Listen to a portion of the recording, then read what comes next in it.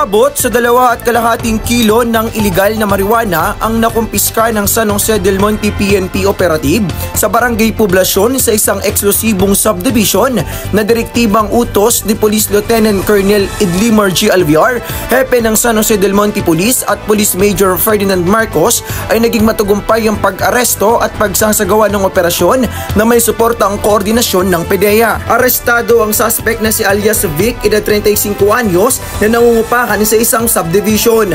Ayon sa masusing investigasyon ng mga otoridad ay pinapadala ng suspect ang mga illegal na droga gamit ang iba't ibang kilalang online shopping carrier na nagdi-deliver sa kanya mga parokyano para ipadala ang mga ito. Dito na sinimulan makipagtransaksyon ng mga otoridad sa suspect gamit ang 1,000 buy bust money at positibong nabila ng suspect at bumungad sa kanila ang 2.5 kilo ng marijuana na nasa timbang na 2,500 grams at nagkakahalaga ito ng 300 piso at mga illegal paraphernalia. Paano mo tinatransaksyon yung mga marijuana ng nakuha sa'yo? Shipment po. Bubuk po na.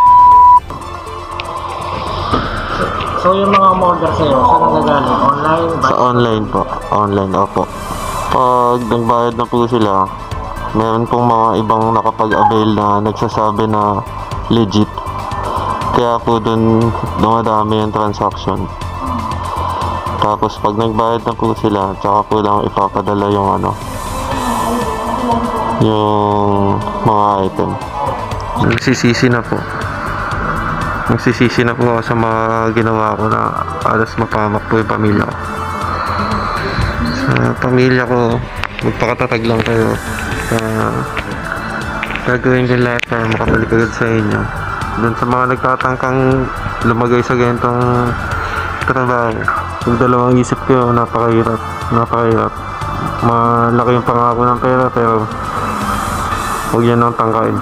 Sa ngayon ay nasa kustodiya na ng San Jose del Monte PNP ang suspect at harapin ito ang kasong may kinalaman sa Republic Act 9165 o Comprehensive Dangerous Drugs Act of 2002. Actually po hindi namin personal na kilala. Mga baguhan po yan dito kasi bagong bukas po yung subdivision nila dito. Kami naman po nakikipagtulungan sa sa pamunuan po ng PNP. Pagka may mga ganito po tumutulong po kami kung ano po yung mga impormasyon na pwede namin pong ibigay. Ako po, kami po dito po sa Barangay Poblacion, tahimik po kaming barangay. Sana po wag nyo idamay yung mga kabarangay namin para maapektuhan kung ano po yung mga ibinibenta yung mga illegal drugs. Yan po yung mga mensahe namin bilang kagawad po dito sa Barangay Poblacion. Para sa RTV News, Jim Rosario, Rumaragasa sa Balita.